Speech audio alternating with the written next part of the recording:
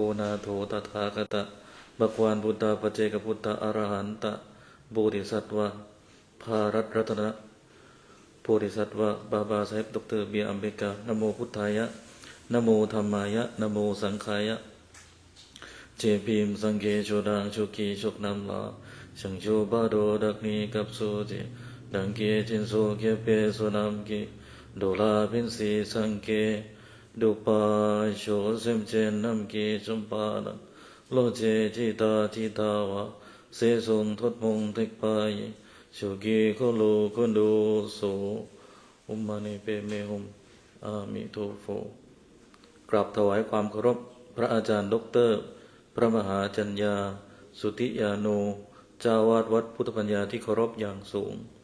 กราบถวายความเคารพพระอาจารย์ด็อกเตอร์พระมหานรินทร์โทที่เคารพอย่างสูงขอน้อมคารวะพระมหาเถระครูบาอาจารย์เพื่อนพระธรรมทูตตลอดถึงเพื่อนสาธมิกทุกท่านนะครับแล้วก็ขอเจริญพรญาติโยมชาววัดพุทธปัญญาทุกท่านนะครับโดยเฉพาะทุกท่านที่อยู่ที่นี่5ท่านนั่งอยู่4ท่านนะครับซึ่งเป็นโยมที่ติดตามวัดพุทธปัญญาเป็นโยมขาประจำนะครับต้องขอบคุณล่วงหน้าเลยวันนี้ที่มาให้กำลังใจนั่งฟังกันนะครับแล้วก็ขอเจริญพรญาติโยมชาววัดประสาทนิกรอาจจะมีบางท่านของชาววัดประสาทนิกรเข้ามารับฟังหลังจากนี้นะครับก็วันนี้ตั้งใจจะพูดเรื่องทานนะครับหลักๆคือพูดเรื่องทานแล้วก็จะพูดเรื่องเวทนานะครับแล้วก็ถ้ามีเวลาก็จะพูดเรื่องอนัตตาและสุญญตานะครับคือเรื่องความไร้ตัวตนและความว่างโดยใช้หนังสือเล่มนี้เป็นหลักชื่อหนังสือเรื่อง1ศาสดาหลายสายธรรมภาษาอังกฤษเขาใช้คำว่า Buddhism one teacher many traditions ภาษาอังกฤษพูดครั้งเดียวพูดหลายครั้งมันจะไม่เหมือนเดิม ครับเริ่มต้นด้วยเรื่องการให้ทานนะครับก่อนที่จะเอาหลักการเรื่องทานโยมก็พอรู้กันบ้างอยู่แล้วนะครับเพราะว่าฟังธรรมมาหลายครั้งครานะครับเข้าวัดตั้งแต่ยังวัยรุ่นปัจจุบันก็ยังเป็นวัยสาวน้อยอยู่ก็ฟังธรรมมาหลายครูบาอาจารย์หลายครั้งคราแล้วนะครับแต่ว่าก็ถือว่ามาทบทวนเรียนรู้ด้วยกันนะครับแล้วก็ทราบกันว่าวันนี้หลายท่านก็พร้อมใจกันมาร่วมฟังสวดพระพิธรรมนะครับให้แก่สมเด็จพระนางเจ้าสิริกิติ์สมเด็จพระบรมราชินีนาถพระบรมราชชนนีพระพันปีหลวงนะครับวันนี้ก็จะพูดเรื่องทานในเรื่องแรกที่จะพูดถึงก็คือมาดูว่าสมเด็จพระพันปีหลวงขออนุญาตใช้คำสั้นๆนะครับแล้วก็บางครั้งขออนุญาตใช้คำสามัญชนนะครับเพื่อง่ายต่อการพูดนะครับพูดถึงเรื่องการให้ทานเนี่ยพูดถึงพระพันปีหลวงก่อนอาตมาเพิ่งทราบว่าโยมที่เป็นพยาบาลทั้ง3ท่านมีโอกาสได้รับปริญญาจากท่านนะครับ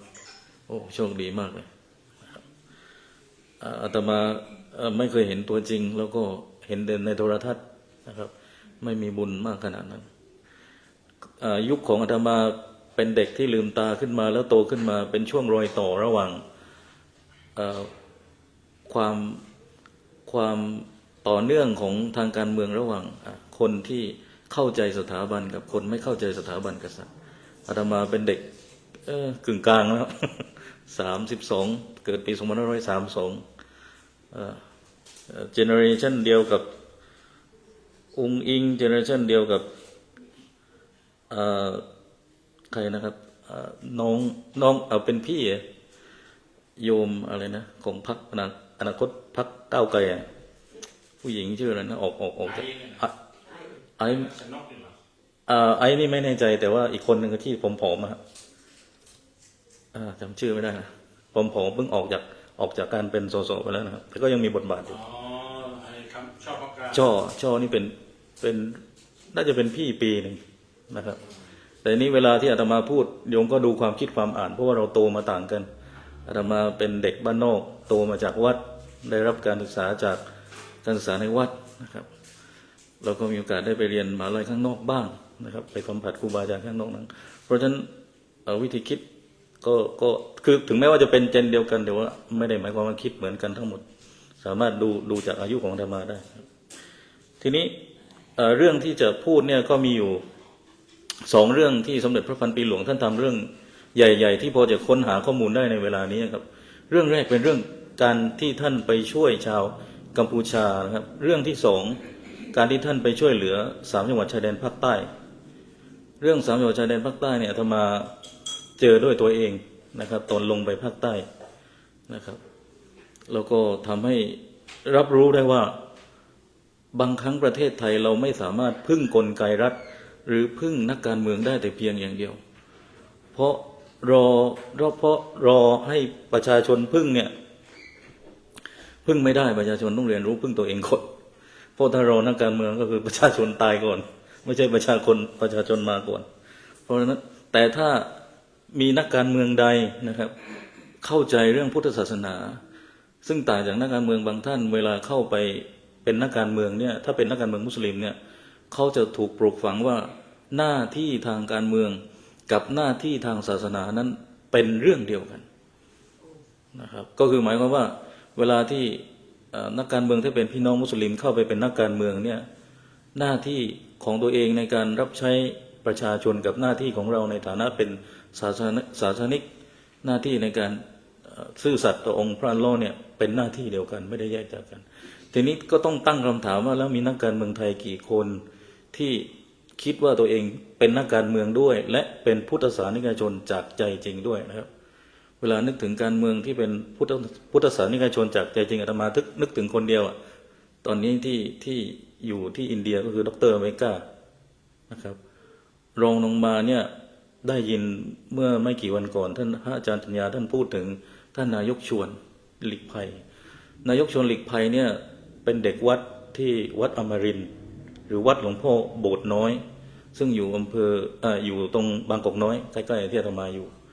นะครับท่านเป็นเด็กวัดที่นั่นแล้วอาจารย์ปัญญาท่านพูดเมื่อเช้าหรือเมื่อวานเนี่ยครับท่านบอกว่าเนี่ยตอนนี้เขาวิจารณ์เรื่องวัดอะไรกันเนี่ยนายชวนท่านก็เสนอว่ามีวัดหลายวัดที่ประสบปัญหาเรื่องของค่าไฟนะครับคือท่านไม่ออกมาวิจารณ์แต่ว่าท่านมองว่าอะไรที่มันมีปัญหาและรอได้รับการช่วยเหลืออยู่ก็คือเรื่องค่าไฟวัดหลายวัดที่ไม่มีท่านก็อาสาว่าจะหาวิธีช่วยยังไงดีเพราะว่าท่านโตมาจากวัดเนี่ยแล้ววันหนึ่งท่านไปเป็นนักการเมืองท่านเป็นประธานสภาผู้แทนราษฎรท่านเป็นอดีตหัวหน้าพรรคประชาธิปัตย์ท่านเข้าใจนะครับอันนี้ก็แสดงว่าไม่ได้เป็นนักการเมืองอย่างเดียวแต่ว่าเป็นพุทธศาสนิกชนด้วยเคยได้ยินว่า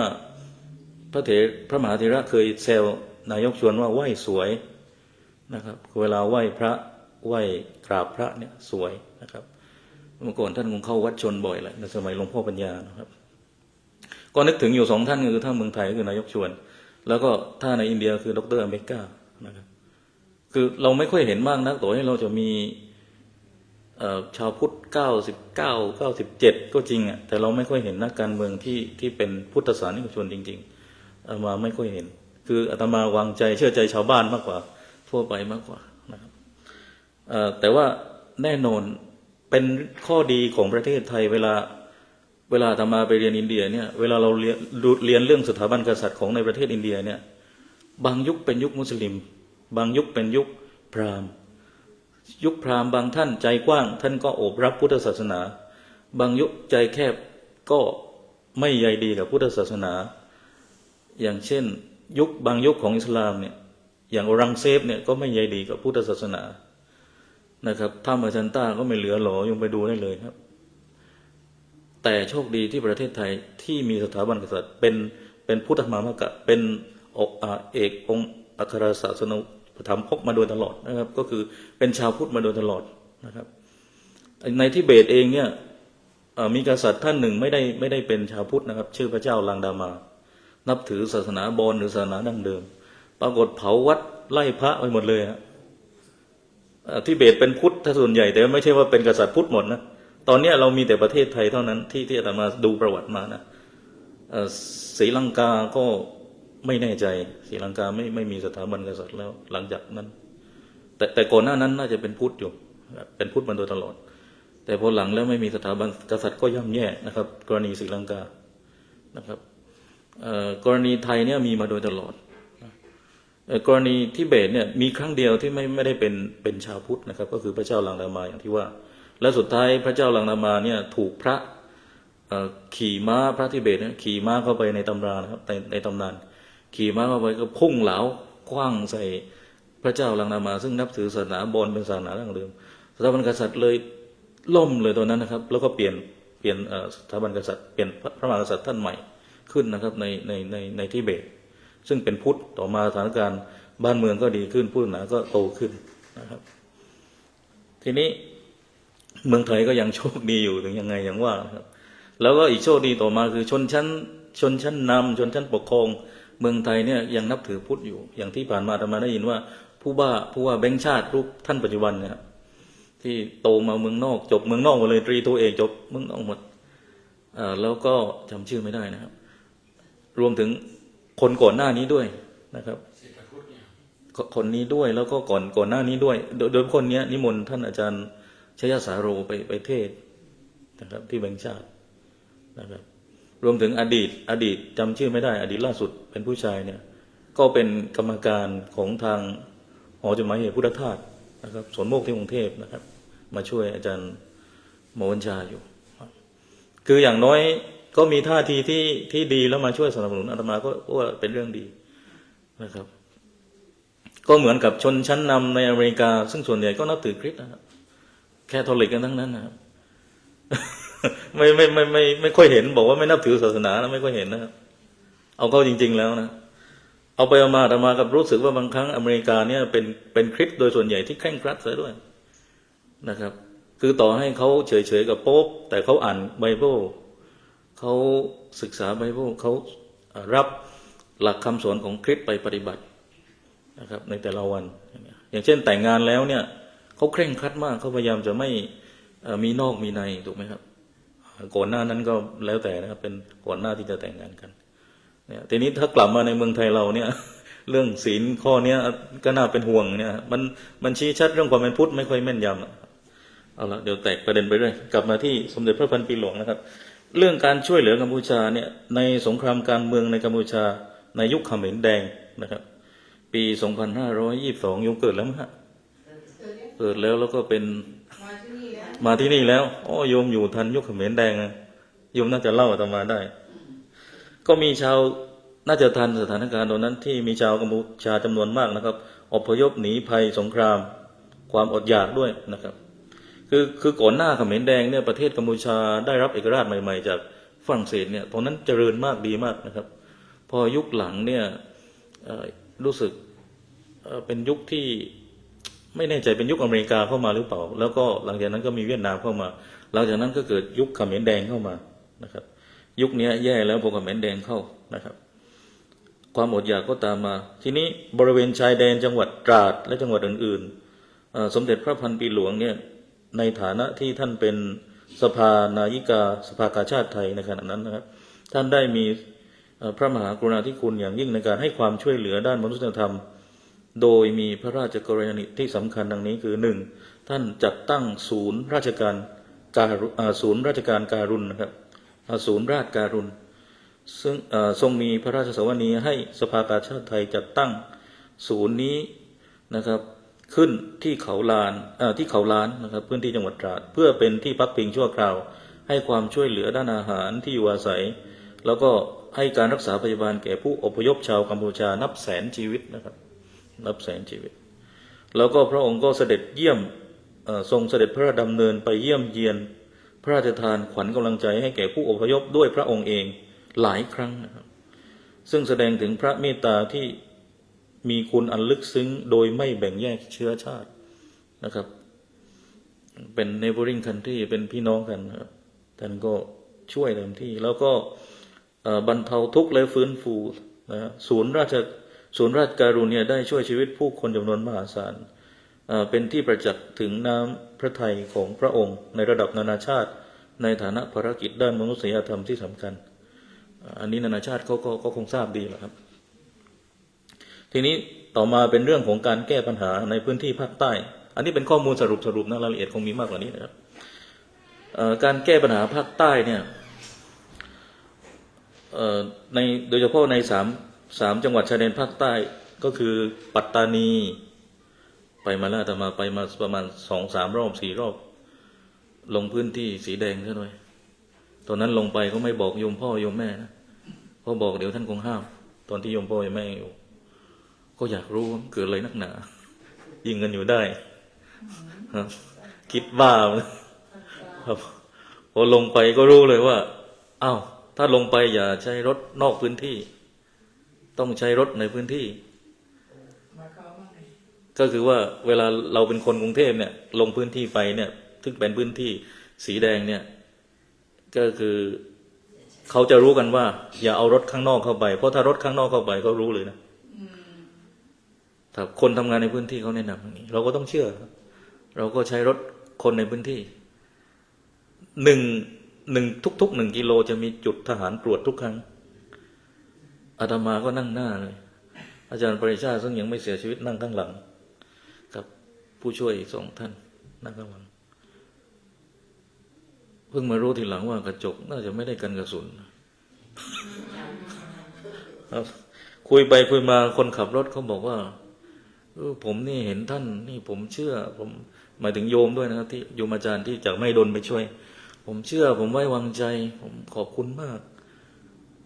ผมดีใจและผมหวังว่ามันจะช่วยดีขึ้นได้ผมยอมรับเลยนะครับเมื่อก่อนผมเคยส่งอาวุธให้ครับผู้ก่อการบอกเขาเคยส่งอาวุธให้ผู้ก่อการมาบอกยังไม่ได้ถามเขาว่าตอนนี้เลิกหรือยัง เขาพูดเขาเองครับคนขับไม่ใช่เป็นพุทธนะโยมเขายอมรับว่าเขาเคยช่วยส่งอาวุธให้ไม่ได้ถามเขาว่าตอนนี้เลิกหรือยัง เนี่ยคนขับต้องเป็นคนขับรถในพื้นที่รถก็ต้องเป็นรถในพื้นที่ครับแล้วเขาก็จะมองว่าคนนอกเขาจะรู้ว่าเราไม่ได้ถูกใครส่งมาจากส่วนกลางจากกรุงเทพแล้วจึงจะปลอดภัยแล้วยิ่งไปรถนำขบวนเนี่ยโอ้ยิ่งเสี่ยงครับถ้าไปต้องไปเยอะๆนำขบวนตำรวจทหารต้องไปครบแต่ถ้าไปไม่กี่นายนั่นแหละยิ่งเสี่ยงครับไปแบบนั้นเขารู้ อันนี้เล่าให้ฟังนะประสบการณ์ที่ลงไปทีนี้สามพื้นที่3 จังหวัดชายแดนภาคใต้นี่มีปัตตานียะลานราธิวาสนะครับสมเด็จพระพันปีหลวงเนี่ยได้ให้ความสำคัญกับเรื่องของการพัฒนาคุณภาพชีวิตและส่งเสริมอาชีพเพื่อสร้างความเข้าใจอันดีงามแล้วก็ลดช่องว่างระหว่างภาครัฐกับภาคประชาชนคำว่าลดช่องว่างระหว่างภาครัฐกับภาคประชาชนเนี่ยมันมีนัยยะความหมายตรงนี้อยู่ก็คือว่าผู้ก่อการเนี่ยเขามองว่ารัฐเนี่ยคือตัวปัญหารัฐเนี่ยเป็นตัวแทนของประเทศไทยรัฐไทยมันมีผู้ก่อการบางกลุ่มเขาไม่ต้องการที่ให้รัฐไทยเนี่ยมาดูแลพื้นที่ตรงนั้นนะครับเพราะฉะนั้นคนที่เป็นข้าราชการทหารตำรวจครูเนี่ยคือเป็นตัวแทนของรัฐไทยเพราะฉะนั้นเขาจึงต้องจัดการก่อนแล้วมาระยะหลังเขาก็เริ่มมองเห็นว่าพระก็เป็นตัวแทนของรัฐไทยด้วย ก็เลยพระหลายรูปนะครับก็เลยมรณภาพบาททะลุอะไรมั่งพระครูอะไรนะอาตมาก็ลงพื้นที่ไปที่ทางวัดพุทธปัญญาพระอาจารย์ดร.จัญญาแล้วก็พระอาจารย์แล้วก็ญาติโยมที่นี่ช่วยสนับสนุนไปตรงนั้นนะครับจำชื่อท่านไม่ได้แล้วอาตมาเพิ่งรู้นะว่าโอ้วัดพุทธปัญญาช่วยไปด้วยจำชื่อวัดโคกอะไรทุกอย่างแต่อาตมาลงพื้นที่ไปด้วยซึ่งตอนนั้นยังไม่ได้มาที่นี่ก็ไปกับอาจารย์หันษาธรรมหาโสบาททะลุเนี่ย3 รูปนะครับโดนหมดเลยรอดมา1 รูปนะครับแล้วก็มาเล่าเหตุการณ์ให้ฟังว่าเขาตามไปจัดการเลยพระรูปนี้ดีมากนะครับไม่เคยพูดเรื่องความรุนแรงอะไรเลยเข้ามาทางข้างหลังพื้นที่เนี่ยเป็นพื้นที่ของพุทธแต่ว่าเขามาจากพื้นที่อื่นเข้ามาทางหลังวัดนะแล้วเขาขับรถมอเตอร์ไซค์มา2 คนแล้วเขาก็ถามว่าใครเป็นเจ้าวาดท่านก็ยืนท่านก็นั่งอยู่ท่านก็ลุกขึ้นยืนบอกผมเองเป็นเจ้าวาดมีอะไรเหรอเขาก็เอาอาวุธมาถึงก็ใส่เลยครับเรียบร้อยครับทั้งที่ท่านเป็นพระที่เรียบร้อยนะ ที่เรียบร้อยเนี่ยเพราะในระยะหลังคือเขาเริ่มมองว่าพระเนี่ยเป็นตัวแทนของรัฐไทยเพราะฉะนั้นคำพูดในนี้ที่บอกว่าลดช่องว่างระหว่างภาครัฐกับภาคประชาชนก็คือตรงนี้คือเราต้องเอาคือมันเป็นการทำสงครามมวลชนด้วยคือเราต้องให้ภาคประชาชนเนี่ยมาอยู่กลุ่มเราให้เข้าใจรัฐให้เข้าใจเราแทนที่จะไปเห็นด้วยกับผู้ก่อการนะครับผู้ก่อการมีบางพื้นที่เนี่ยที่อาตมาลงไปสามีเนี่ยถูกทำร้ายถูกฆ่าไปหมดเลยอาตมางงมากมีแต่ผู้หญิงอะแล้วเวลาออกนอกพื้นที่เนี่ยมันมีพื้นที่พุทธกับพื้นที่มุสลิมเนี่ยเวลาเราออกนอกพื้นที่พุทธไอ้เวลาที่ออกนอกพื้นที่ไอ้ถนนที่มันคาบเกี่ยวต้องระวังให้ดีนะนั่นแหละเขาจะจัดการตรงนี้อยู่ในพื้นที่เรามันปลอดภัยอยู่แล้วแต่ทำไงได้เราก็ต้องไปซื้อผักไปซื้อหมูซื้ออะไรมันก็เสี่ยงครับทีนี้ผู้หญิงส่วนใหญ่ก็มีแต่แม่ไม้พูดตรงๆก็เลยถามว่าแล้วดูแลตัวเองยังไงเขาบอกว่าเนี้ยเขาต้องฝึกการใช้อาวุธนะครับเพราะไม่มีผู้ชายสามีโดนตายหมดแล้วนะครับเขาต้องฝึกดูแลตัวเอง ผู้หญิงที่นั่นยิงปืนเป็นกันทุกคนไม่รู้ก็ไม่มีใครดูแลก็ต้องดูแลตัวเองนะครับผู้หญิงหมายถึงมุสลิมเพราะผู้หญิงชาวพุทธครับครับคือพื้นที่แต่ละพื้นที่ไม่เหมือนกันบางพื้นที่ชาวพุทธกับมุสลิมอยู่ได้กันด้วยกันได้ไม่มีปัญหาไม่มีปัญหาบางพื้นที่อย่างพื้นที่เนี้ยสามีเนี่ยถูกฆ่าหมดเหลือแต่ผู้หญิงซึ่งเป็นแม่ไม้ต้องเรียนรู้การใช้อาวุธทุกคนยิงปืนเป็นหมดบางพื้นที่ชาวพุทธเหลืออยู่2 หลังคาเรือนอาตมาลงพื้นที่ไปแล้วทหารต้องยืนซ้ายขวาหน้าหลังพระเราไปยืนดูพอเราไปลงไปพื้นที่เนี่ยสิ่งที่เราเห็นก็คือมันเป็นเหมือนคล้ายๆโรงเรียนแล้วก็มันมีบ้านชาวพุทธอยู่แล้วบ้านเนี่ยเป็นรูหมดเลยไม่มีใครอยู่แล้วโยมบ้านร้างหมดแล้วก็สักพักมันก็จะมีคนหน้าแปลกๆใส่เครื่องแบบทางศาสนาอื่นเนี่ยเขามายืนดูครับก็เลยรู้เลยว่าก็มาดูเราแต่ทหารเนี่ยยืนซ้ายขวาทหารก็ถามว่ามาจากไหนส่วนใหญ่มาจากภาคอีสานนะครับมาจากภาคอีสานโดยส่วนใหญ่ก็ทหารเขาช่วยดูให้ดูระยะประชิดเลยนะครับมีจัดจัดกัน1กัน2กันอย่างดีพระก็ไปประมาณ4-5 รูปอันนี้คือพื้นที่สีแดงนะครับไม่ใช่ว่าคิดจะลงก็ลงง่ายๆต้องประสานกันเกือบตายเหมือนกันครับจึงทำให้รู้ข้อเท็จจริงว่าเนี่ยเหตุการณ์อย่างนี้น่าเป็นห่วงจริงๆบางพื้นที่ก็อยู่ด้วยกันได้นะครับเพราะฉะนั้นคนพุทธในพื้นที่จึงค่อยๆทยอยออกย้ายออกเมื่อชาวพุทธย้ายออกใครจะดูแลวัดใครจะใส่บาตรพระใครจะทอดกฐินใครจะทอดผ้าป่าทั้งพระทั้งโยมค่อยๆทยอยออกหมดพระรูปตัวเล็กๆที่มาจากวัดอาจารย์สวัยนะครับท่านเคยไปอยู่ที่ภาคใต้ถามท่านได้ท่านตัวเล็กแต่ใจใหญ่มากเลยจะมีตัวเล็กๆอยู่รูปนึงนะครับท่านรูปเล็กๆโอ้ไปใช่ตัวพูดผิดขอโทษครับรูปตัวรูปเล็กๆนะครับรูปร่างเล็กที่สุดท่านเคยไปอยู่ที่นั่นอันนี้ก็คือเรื่องของช่องว่างระหว่างภาครัฐกับภาคประชาชนทีนี้สมเด็จพระพันปีหลวงเนี่ยท่านก็ไปช่วยเรื่องอะไรเรื่องโครงการส่งเสริมอาชีพท่านมีโครงการพระราชดำริมากมายที่ส่งเสริมอาชีพได้แก่งานหัตถกรรมพื้นบ้านนะครับเรื่องการทอผ้าการแปรรูปผลิตภัณฑ์การเกษตรนะครับแล้วก็มีโครงการศิลปาชีพนะครับด้านอนุรักษ์ศิลปะและวัฒนธรรมท้องถิ่นควบคู่ไปกับการสร้างรายได้นะครับจริงๆในภาคส่วนของทหารเนี่ยเขาก็ทำอยู่แล้วนะครับแต่ว่าท่านก็ไปช่วยได้ตั้งเยอะนะครับต่อมาก็คือเรื่องการพัฒนาคุณภาพชีวิตเช่นโครงการพัฒนาการเกษตรที่สูงก็เป็นส่วนใหญ่เป็นเรื่องของการยกระดับคุณภาพชีวิตนะครับก็ไม่ให้รู้สึกว่าห่างเหินกับสถาบันห่างเหินกับรัฐไทยเกินเพราะว่าถ้าเราไม่ลงไปถ้าภาครัฐไม่ทำแบบนี้ประชาชนเขาก็จะไปเข้าหาผู้ก่อการแล้วก็จะไปเข้าทางผู้ก่อการเพราะผู้ก่อการเนี่ยเขาเรียกร้องเขาบอกว่าเนี่ยพวกไทยพวกนี้มายึดพวกเราแล้วทำให้เราสภาพยากจนเป็นอย่างนี้เพราะฉะนั้นเราต้องไม่เอาเราต้องเอาปัตตานีดารุสสลามอะไรก็ว่าไป นะครับ ทีนี้ต่อมาท่านก็ทรงเสด็จเยี่ยมเยียนราษฎรและเจ้าหน้าที่ผู้ปฏิบัติงานในพื้นที่เสี่ยงภัยอยู่เสมอคือท่านไปเยี่ยมให้กำลังใจทหารเนี่ย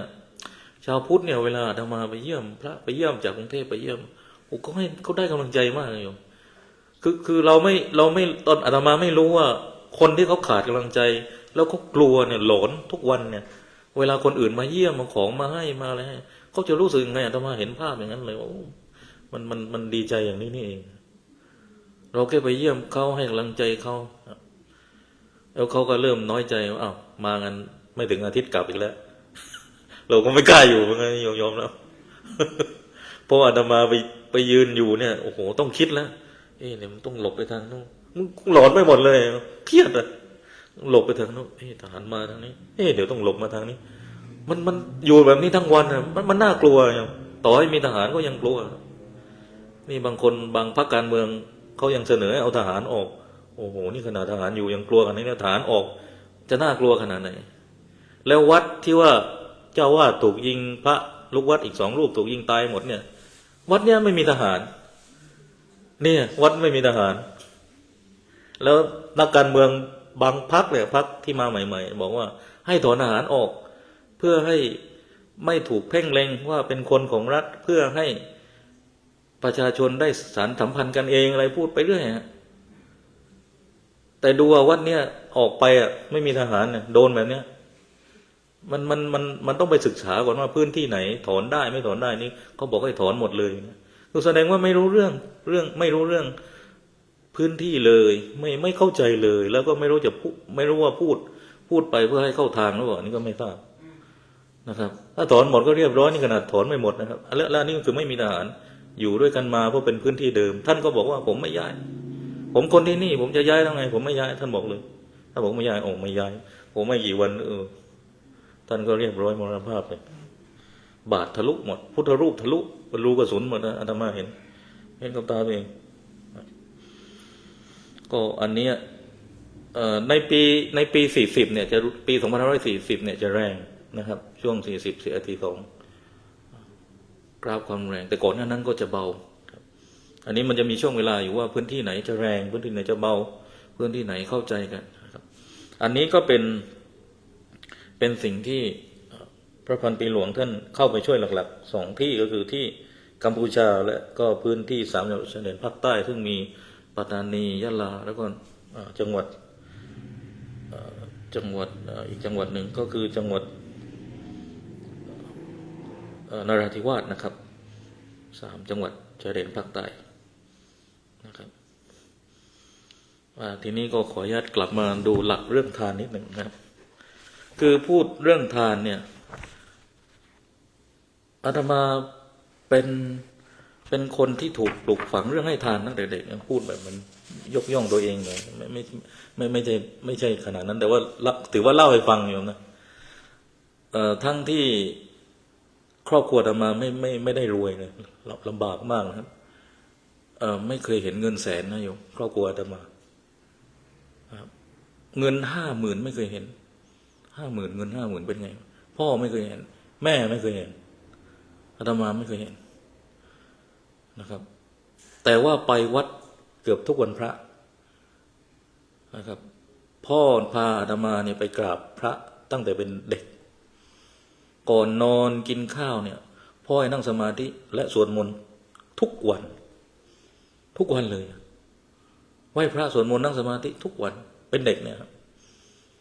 แล้วพ่อชอบนิมนต์พระธุดงค์มาปรากฏที่บ้าน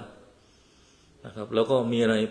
คือบางครั้งเรารู้สึกว่าสิ่งที่พ่อให้คนอื่นน่ะลูกยังไม่ได้กินเลยครับลูกเมียนั้นไม่กินเลยแต่พ่อไปทำบุญหมดให้ชาวบ้านด้วยไม่ใช่ให้แต่พระ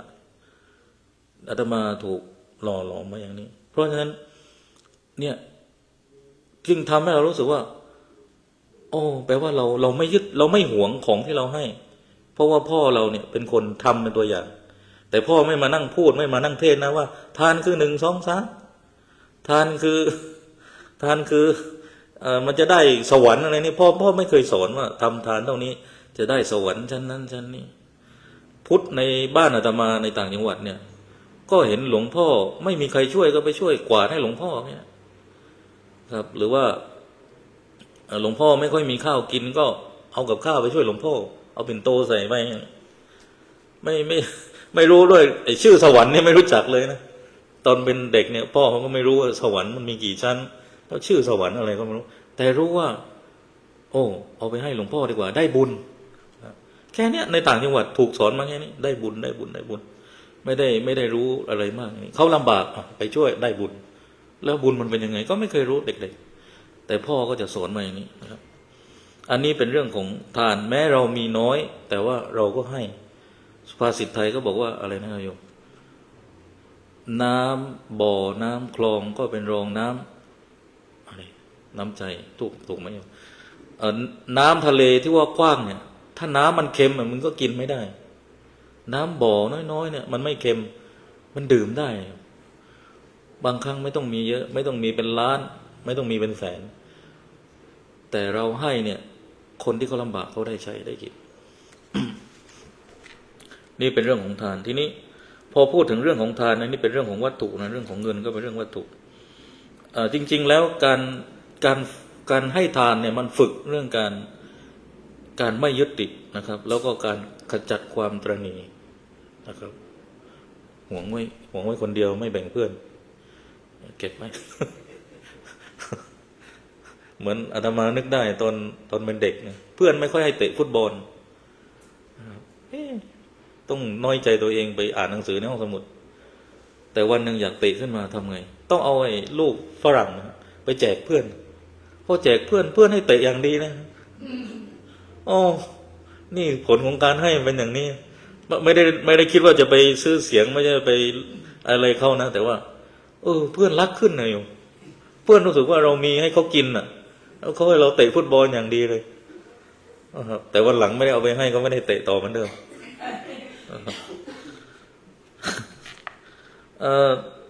เรื่องการให้ทานเนี่ย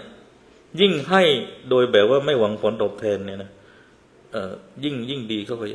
นะครับเพราะว่ามันจะไม่รู้สึกเสียใจทีหลังแต่ว่ามันมีหลักการให้อยู่ก็คือก่อนให้กระให้หลังให้ไม่นึกเสียดายและการให้นั้นเนี่ยพุทธเจ้าก็สอนใช่ไหมครับว่าต้องดูว่าให้แก่ใครต้องดูว่าให้ใครนะครับต้องดูผู้รับด้วยที่เราจะให้นะครับไม่ใช่ว่าให้ตะพึดตะพือให้ได้หมดไม่ใช่นะครับแต่ก็แปลกนะอาตมาอยู่ที่ดารัมศาลาเนี่ยนี่จะเล่าให้ฟังว่ามีพระปลอมอาตมาเคยเล่ากันแหละมีพระปลอมนะพระปลอมคือพระอินเดียนะครับเขาเอาจีวรมาใส่นะครับแต่พระปลอมพวกนี้ไม่เคยปล้นร้านอินเดียเลยนะโยมพอเช้าเที่ยงก็เห็นเที่ยวบิณฑบาตเช้าก็บิณฑบาตเอาจีวรมาใส่จีวรสีกลักจีวรเหมือนพระไทยเลยอาตมาก็อายแทนเหมือนกับของเราเลยไอ้พระทิเบตใส่สีแดงเขาก็รอดไปแล้วมันไม่เหมือนพวกเขาแต่มันเหมือนพวกเราเนี่ยสีค้ำๆเหมือนพระไทยนะครับคนทิเบตเนี่ยเอาตังค์ให้เอากับข้าวให้กับคนอินเดียเหล่านี้ครับพระอินเดียที่เป็นคนพระปลอมเนี่ยนะเขาให้แต่ไม่ได้ให้เยอะนะเหมือนให้เพื่อที่จะไม่ให้ตายให้ที่จะหล่อเลี้ยงไปได้พอตกค่ำตกเย็นก็อาตมาไปสังเกตมาเลยนะค่ำตกเย็นเขาเปลี่ยนจีวรไปดูแลภรรยาไปดูแลลูกก็ขาไม่ค่อยดีมั้งไอ้เขาก็ขาไม่ค่อยดีนะขาเบี้ยวขาอะไรหูขายไปข้างนึงอะไรคือพิการไม่ค่อยดีแก่แล้วด้วยนะครับแล้วก็บางครั้งก็มานั่งกินมาม่าอยู่ที่ร้านแต่เนี้ยเขาไม่เคยขโมยเขาไม่เคยโกหกก็คือเปลี่ยนจีวรก็เปลี่ยนเห็นตรงนั้นนะฮะแต่ไม่ได้ให้เยอะเนี่ยคนที่เบสเนี่ยให้แต่ไม่ได้ให้เยอะแล้วก็นั่งขอทานตรงไหนใกล้ๆรอบวัดองค์ทลายละมะนะครับ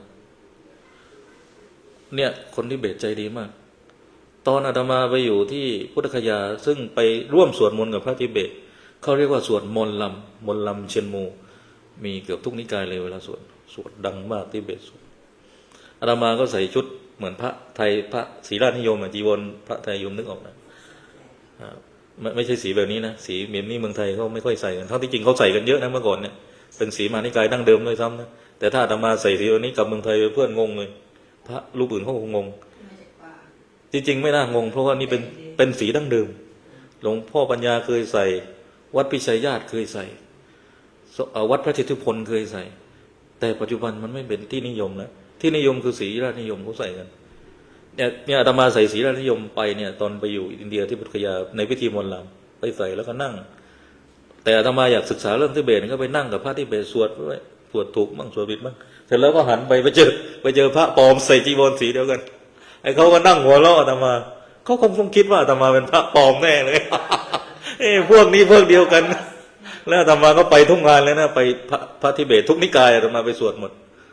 แต่เขานั่งหัวเราะนี่พระปลอมแน่นอนเลยต่างคนต่างหัวเราะแต่ไม่มีใครถูกไล่นะแล้วคนที่แจกทานก็ยังเอามาให้อาตมาให้เขานะให้ร้อยรูปีซึ่งเงินไทยก็ประมาณ50 บาทนะครับคือบรรยากาศทางศาสนามันแปลกมันน่ารักมากแต่ก็ไม่ได้ให้เยอะแล้วพระปลอมเยอะมากนี่อาตมาเข้าใจเลยว่าพระเจ้าอโศกทำไมต้องจับศึกเป็นหมื่นนี่จริงอาจจะมากกว่านั้นก็ได้ในสมัยพระเจ้าอโศกมหาราชเราก็จับศึกเป็นหมื่นแล้วก็ทำสังฆนาคือแล้วมันไม่มีกฎหมายด้วยในอินเดียเนี่ยมันเป็นซิคูล่ามันจะไปจับคนที่เอาเครื่องแบบทางศาสนามาใส่ไม่ได้แต่ยกเว้นใครไปฟ้องแล้วบอกว่าเนี่ยหลอกลวงใช้กฎหมายแบบทางโลกนั้นได้อยู่แต่มันไม่มีใครไปฟ้องแล้วมีเยอะมากนะครับอันนี้เล่าให้ฟังเพราะว่าใส่จีวรสีเหมือนกันใส่สีทิเบตก็มีแต่ส่วนใหญ่ก็ดูเหมือนเขาใส่สีนี้ใส่สีพระไทยเยอะกว่าแล้วเวลาเดินไปกับพระทิเบตเนี่ยคนอินเดียที่วิ่งมาขอทานเนี่ยไม่ได้ไปขอพระทิเบตนะเอาวิ่งมาหาพระไทยอาจารย์ผมจำอาจารย์ได้จำอาจารย์ได้ไงเพิ่งมาครั้งแรกเองเพราะฉะนั้นคนโยมถ้ามีเพื่อนมีฝูงที่เป็นผู้ชายแล้วไปบวชใส่สีจีวรพระไทยโชคดีนะเขามาขอทานเราได้ทำทานแต่เขาจะขอบ่อยนะจะขอบ่อยหน่อยกับพระทิเบตไม่ค่อยไปขอ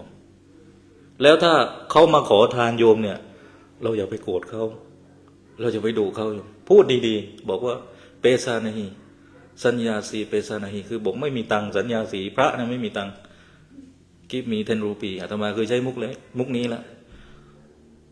เขายื่นมาให้อาตมา10 รูปีเลยคือเขาขออาตมาขอกลับใช้ได้โยม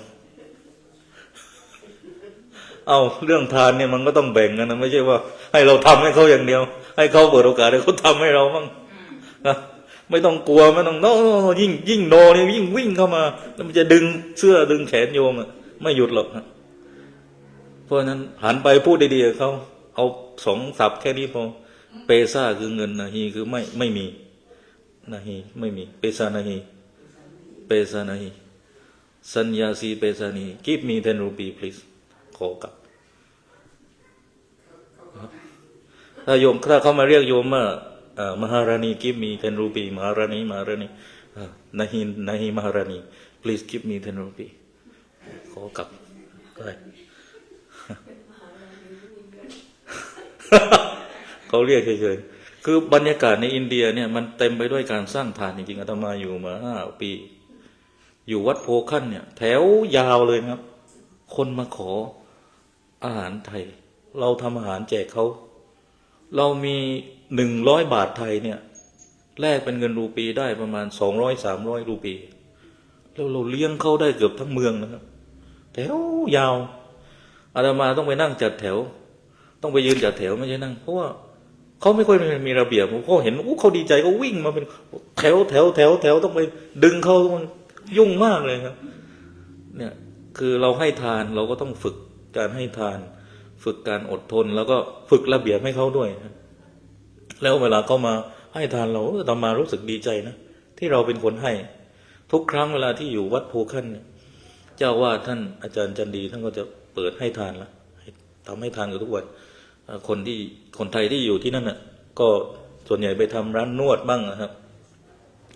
ร้านนวดนี่เยอะนะที่อินเดีย ถูกจับก็มาหนีมาอยู่วัดนะ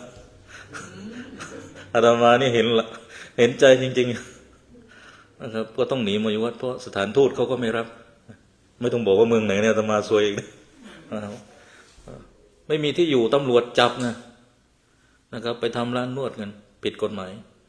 ถูกยึดวีซ่าด้วยกันมั่งอะไรหนี นวดยังไงอะ นวดเนี่ยครับ ได้นวดกันได้ อาจจะอันนั้นอาจจะ นวดธรรมดา อาจจะมีมากไปกว่านั้นหรือเปล่าเราก็ไม่ทราบอะแต่ว่าคนที่มานี่คือ20ขึ้นทั้งนั้นนะครับ พอทำอย่างนี้เยอะแล้วนะพอทำอย่างนี้เยอะแล้ว พอสัก40เนี่ยเขาก็จะเปลี่ยนไปเป็นแม่ครัวนะคืออาตมาเห็นลู่ทางของเขาหมด โอ้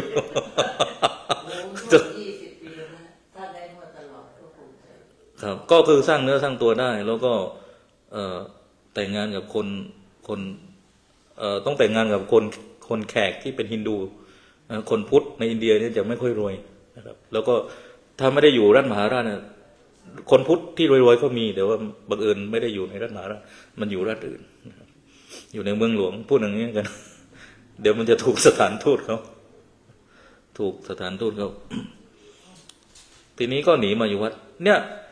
จากญาติโยมหลายท่านเนี่ยเด็กวัยรุ่นหลายคนที่อาตมารู้จักเนี่ยนะเมื่อก่อนไม่เคยเข้าวัดไทยเลยอคติกับพระอคติกับวัดวิจารณ์พระเต็มที่ฮะพอมาอยู่อินเดียมาเรียนที่เดลีมากินข้าววัดมาทำบุญให้พระมาคุยกับพระใกล้พระขึ้นนะครับมาเรียนปาราสีมาเรียนกับพระเจอพระเป็นเพื่อนกันเลยอยู่เมืองไทยมันห่างกันนะอยู่โอ้วัดเต็มไปหมดไม่เข้าวัดเข้าวัดอย่างเดียวเมื่อตอนที่ญาติตัวเองตายแล้วค่อยเข้าวัดนะครับแต่งงานทีขึ้นบ้านใหม่ทีใช่แต่พอมาอยู่ต่างประเทศเด็กวัยรุ่นเนี่ยเข้าวัดเพราะว่าอะไรอ้าวสถานทูตมาที่วัดไม่เข้าวัดได้ไงตัวเองก็ตกข่าวเดี๋ยวไม่ทันอีกยุ่งเลยเรื่องทุนอะไรจากสถานทูตก็ต้องรู้ก็ต้องมาที่วัดได้รู้จักพระได้ไปเจอพระเรียนไปมหาลัยด้วยได้เป็นเพื่อนกันเข้าใจกันนะครับเนี่ยพอมาอยู่ต่างประเทศใกล้วัดผูกพันกับวัดสักงั้นอยู่เมืองไทยห่างนะครับ รวมถึงน้องคนหนึ่งที่ว่าเคยต่อสู้เรื่องการเมืองเนี่ยตัวอ้วนตอนนี้เขาเลิกยุ่งแล้วนะครับเขามาอยู่อเมริกาแล้วเขาชอบพุทธเถรวาทมากเขาบอกเขาบวชแล้วหลังนี้ชื่อเพนกวินนะเอ่ยชื่อได้น้องเพนกวินเคยเจอกันเคยเจออาตมาเคยเจอน้องเพนกวินแล้วน้องเพนกวินเขาก็บอกว่าเคยเจออาจารย์ด้วยเคยเจออาจารย์ยัญญาด้วยน้องเพนกวินบอกว่าดีใจที่หลวงพี่เป็นพระแบบนี้มาคืออาตมาก็ไปดูว่าเขาทำกิจกรรมการเมืองอะไรเราก็ไปดูด้วยไปนั่งฟังเขาบอกเขาดีใจที่เจอหลวงพี่เป็นพระแบบนี้ว่ะ เป็นพระแบบนี้เป็นพระแบบไหนหมายถึงว่าเข้าใจเขาเลยไม่เคยไปด่าเขาแล้วตัวนี้เขาเปลี่ยนแล้วนะครับเขาบวชเสร็จเขาเปลี่ยนนะเขาไม่ยุ่งการเมืองโยมจะไม่เห็นเลยว่าน้องเพนกวินไปยุ่งการเมืองแล้วไม่เห็นเลยนะเขาบวชเสร็จเขาบวชได้ประมาณพรรษาหนึ่งแล้วก็ ที่ไหน น่าจะบวชแถวทางภาคเหนือบวชทางภาคเหนือ ที่เมืองไทย ครับทางเมืองไทย เป็นวิ่ง น้องเพนกวินนะครับ อ๋อนึกว่าอยู่วิทันซึ่ง ตอนนี้เขากลับมาอยู่ที่นี่ใช่ครับเขามาอยู่ที่นี่แล้วเขาไม่พูดเรื่องการเมืองเลยเขาไม่ยุ่งแล้วเคยมีโพสต์หนึ่งที่เขาไปตอบเพื่อนอาตมาเขาบอกว่าเขาศรัทธาเถรวาทมากอาตมางงเลยจากแบบพลิกหน้ามือเป็นหลังมือเหมือนอีกคนหนึ่งคือเนติวิทย์นะครับเนติวิทย์เนี่ยเคยเจอกันเนติวิทย์เนี่ยโยมก็รู้ว่าเขาสู้เรื่องการเมืองมากเพราะวันหนึ่งเขามาบวชที่วัดยานเวศกวันเขาเปลี่ยนเลยนะครับเขาไม่ยุ่งเรื่องการเมืองเลยเขาพูดดีนะครับคือคนเราเด็กวัยรุ่นเนี่ยนะมันไปเจอใครได้เรียนรู้จากใครนี่เป็นเรื่องสำคัญมากนะครับโชคดีที่เขายังได้ไปเจอพระได้ไปบวชได้ไปเลยเขาเลยเปลี่ยนทันเข้าใจทันเข้าใจโลกมากขึ้นเขาไม่ไปยุ่งเรื่องการเมืองเลยครับ พูดเรื่องทานก็มาถึงเรื่องการเมือง นะครับ เนี่ยเห็นว่าคนเปลี่ยนได้แล้วพุทธศาสนาเนี่ยให้โอกาสคนตลอดเราจะเห็นว่าแม้แต่ใครนะครับที่ตัดนิ้วจอมโจรอังคุลิมาละนะครับตัดนิ้วมาเท่าไหร่ก็บรรลุตัดนิ้วคนนะครับแล้วมันต้องฆ่าคนด้วยแต่ไม่ได้ฆ่าตอนเป็นพระแต่ว่าเกิดจะไปฆ่าแม่พระเจ้ามาห้ามนะครับถ้าฆ่าแม่ยุ่งเลยทำอนันตริยกรรมนะครับแต่พอมาบวชปุ๊บได้เจอใครได้เจอพระเจ้าสมมุติว่าองคุลิมานไม่ได้เจอพระเจ้าองคุลิมานไปเจอคนอื่นไปเจอ สำนักอื่นนะซึ่งเขาไม่ได้สอนเหมือนพระพุทธเจ้าไปกันใหญ่แล้วจริงๆองคุลิมานถ้าโยมไปอ่านเนี่ยจริงๆเขาเป็นคนหัวดีมากนะครับเป็นเด็กหัวดีเรียนรู้อะไรไวเสร็จแล้วเพื่อนอิจฉาวางแผนเป่าหูอาจารย์เป่าวันสองวันไม่เชื่อเป่าทุกวันเลยจนอาจารย์เชื่อกลัวว่าเนี่ยจะเป็นศิษย์ล้างครูอาจารย์เลยวางแผนแล้วแผนที่อาจารย์วางคืออะไรภาษาเขาบอกว่าเนี่ยยืมดาบฆ่าคนคือบอกว่าให้องคุลิมานเนี่ยไปตัดนิ้วคนอื่นซะพอตัดนิ้วแล้วเนี่ยตัวเองจะบรรลุยอดวิชาจริงๆแล้วเนี่ยคืออาจารย์ยืนล่อให้คนอื่นไปฆ่าองคุลิมานนะประเด็นคืออย่างนั้นอาจารย์ฉลาดมากนะไม่ลงมือด้วยตัวเองอะอาจารย์มือไม่เปื้อนเลือดเลยแต่อาจารย์ทำด้วยความระแวงระแวงว่าวันหนึ่งเนี่ยศิษย์คนนี้จะต้องมาล้างครูตัวเองเพราะไอ้ลูกศิษย์มันอิจฉาแล้วไปเป่าหัวอาจารย์จนองคุลิมานจนอาจารย์เชื่อแล้วองคุลิมานก็เชื่ออีกเพราะเป็นคนแบบ ambition ตลอดเวลานะ determine ตลอดเวลามุ่งมั่นอยู่ตลอดเวลาก็เหมือนตอนนี้ก็เหมือนตอนนี้ที่อาจารย์ธรรมศาสตร์ก็มานั่งอีกทีอาจารย์ธรรมศาสตร์อาจารย์ธรรมศาสตร์ทั้งหลายก็มาบอกให้เอ็กซิสมันเชื่อครับก็เป็นลูกศิษย์เหมือนกันเป็นวินก็ลูกศิษย์เหมือนกันเพนวินมาไซเคิลนี้เหมือนกันเพนวินเมื่อก่อนเขาสอบเข้าจุฬาไม่ได้เขารู้สอบได้แต่ไม่เรียนนะสุดท้ายก็มาเรียนธรรมศาสตร์แล้วก็คงไปเรียนเขาไปเรียนรัฐศาสตร์นั่นแหละนะครับรัฐศาสตร์เขาก็มีอาจารย์ที่มีแนวความคิดทางการเมืองอีกแบบหนึ่งที่เพนกวินว่าแต่ช่วงหลังเพนกวินก็ไม่ยุ่งนะเพราะไปบวชปุ๊บไปเจออาจารย์ใหม่เจอพระดีๆเขาเปลี่ยนอีกนี่ครับอันนี้ไม่ทราบไม่ทราบว่าพ้นเลยเนี่ยคือมีหลายอย่างที่ระหว่างที่เราเป็นเด็กเป็นวัยรุ่นเนี่ยมันเป็นช่วงแบบแล้วก็ครอบครัวคนไทยช่วงนี้ก็คือเด็กไม่ได้โตมากับแม่เด็กโตมากับโทรศัพท์เด็กโตมากับสื่อนะครับเปิดทีวีโอ้อาจารย์คนนี้เก่งโอ้อาจารย์นี่จุฬาธรรมศาสตร์ไม่โดนจบเมืองนอกมาโอ้เก่งไหมหน้าตาดีเก่งเขาอยู่แบบนั้นทั้งวันนะโยมแล้วแม่ก็ต้องทำงานพ่อต้องทำงานแม่บอกมันไม่ได้นะลูกมันผิดนะลูกแม่เพิ่งกลับมาพูดตอนเย็นพูดตอนเช้าแต่ทีวีเนี่ยเขาดูกันทั้งวันทั้งคืนนะเขาก็เชื่อทีวีเชื่อโทรศัพท์นะพ่อแม่เขาก็ไม่เชื่อนี่คือการที่เด็กโตมากับทีวีไม่ได้โตมากับความอบอุ่นของพ่อแม่นี่เป็นเรื่องน่าห่วงครับแล้วไม่ต้องถามเรื่องทานไปไม่ถึงเลยครับโตมาคนละแบบเลยไปคนละโลกเลยไปคนละเรื่องคนละโลกเลยนะครับแต่ว่าเราก็ต้องฝึกเราก็ต้องพูดกันเจเนอเรชั่นโยมเจเนอเรชั่นอาตมาก็ต้องทำหน้าที่ต่อไปตามที่ครูบาอาจารย์บอกว่าอายุของคนเนี่ยสั้นแต่ว่าอายุของพุทธศาสนาเนี่ยจะต้องยาวนานยาวไกลคนตายได้แต่พุทธศาสนาตายไม่ได้นะครับพูดหล่อๆเหมือนกับอดีตแม่ทัพภาค2นะบอกว่าอะไรนะครับปราศาสตร์นายกเนี่ยเปลี่ยนได้แต่แผ่นดินไทยมันเปลี่ยนกันไม่ได้ยังไงนะประมาณนั้นทีนี้เรื่องทานเนี่ยมันอันเนี้ยเรื่องทานคือวัตถุสิ่งของให้วัตถุสิ่งของแล้วโยมรู้แล้วเรื่องทานอีกทานหนึ่งคือเรื่องอภัยทานก็เป็นทานเหมือนกันนะครับในบุญกิริยาวัตถุ10เนี่ยพูดถึงเรื่องอภัยทานด้วยก็เหมือนกับองคุลิมานเนี่ยหลายคนก็เริ่มให้อภัยพอองคุลิมานเปลี่ยนพฤติกรรมบางท่านก็ให้อภัยไม่ได้พระองคุลิมานบิณฑบาตเอาหินไปปาหัวท่านก็โนนะครับเพราะหัวโล้น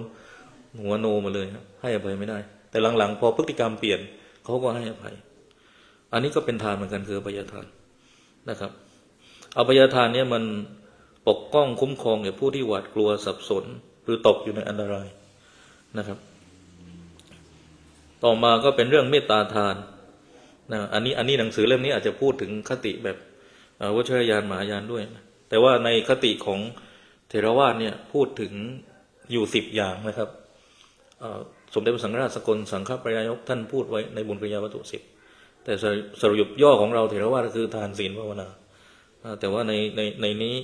เฉพาะบทนี้เขาเฉพาะหนังสือเล่มนี้พูดถึงเรื่องของเมตตาทานด้วยนะครับเมตตาทานก็คือการมีจิตอาสา ทำกิจกรรมที่เป็นประโยชน์ต่อสังคมให้คำปลอบโยนแก่ผู้โศกเศร้าส่งเสริมให้ผู้อื่นทำความดีอย่างสมเด็จพระพันปีหลวงเนี่ย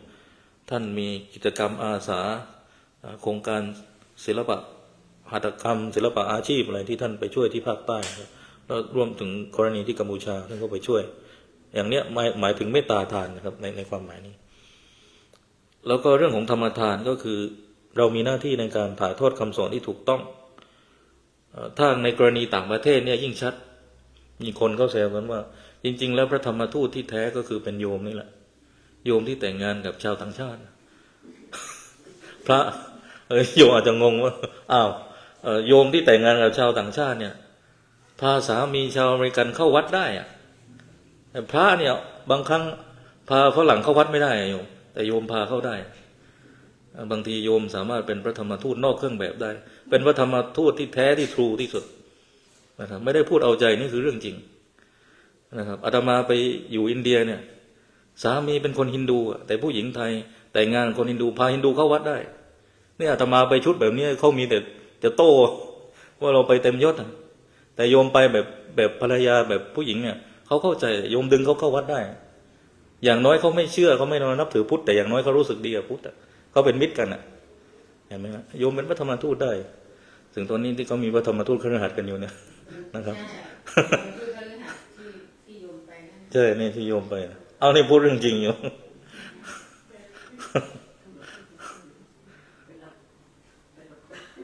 ไอประโยคที่ว่าเป็นนักบวชนอกเครื่องแบบเนี่ยอาตมาได้ยินจากอาจารย์ประมวลเพ็งจันทร์โยมหลายท่านอ่านหนังสืออาจารย์ประมวลก็คงจะคุ้นเดินสู่อิสรภาพอาตมาไปอาจารย์ประมวลเนี่ยนั่งกันอยู่2 คนโยมมาถึงกราบอาจารย์ประมวลเลยนะทั้งที่อาจารย์ประมวลเป็นฆราวาสนะฮะเป็นฆราวาสแล้วก็ท่านอายุมากกว่านะอยู่อินเดียนานเป็นอดีตสามเณรเป็นพระมาก่อนแล้วก็ศึกออกไปเป็นฆราวาสลงไปหาชื่อเลยอ่านได้ประมวลเพ็งจันทร์อาจารย์นเรนท่านก็รู้จักด้วยครับอาจารย์นยาท่านก็รู้จักเนี่ยพระนอกเครื่องแบบก็เป็นได้เหมือนที่ถ้าอ้างหลวงพ่อมารุตก็บอกเนี่ยเราต้องหาพระที่ใจเราด้วยท่านบอกนะครับแต่เราก็ต้องการได้พระดีๆด้วยไม่ใช่ ไม่ใช่ให้โยมแต่หาพระที่ใจอย่างเดียวเราก็ต้องการพระดีๆเพื่อนดีๆที่เป็นพระด้วยนะครับใช่ไหมโยมบ่าย 2นะโยม15 นาทีโยมจะให้อาตมาไปต่อหรือว่าจะหยุดไปต่อได้นะครับไปต่อเนี่ยหาพระดีก็อยู่ที่ใจเราด้วยคือทำใจเราให้เป็นพระแต่อาตมาก็แซวต่อว่าเราก็ต้องการเพื่อนดีๆที่เป็นพระและต้องการพระดีๆเหมือนกันนะที่ไม่ได้อยู่แค่ใจเราหมายถึงอยู่สิ่งแวดล้อมเราครับคืออย่าไปให้โยมเที่ยวหาอย่างเดียวครับเราก็ต้องเป็นกัลยาณมิตรที่ดีต่อกันด้วย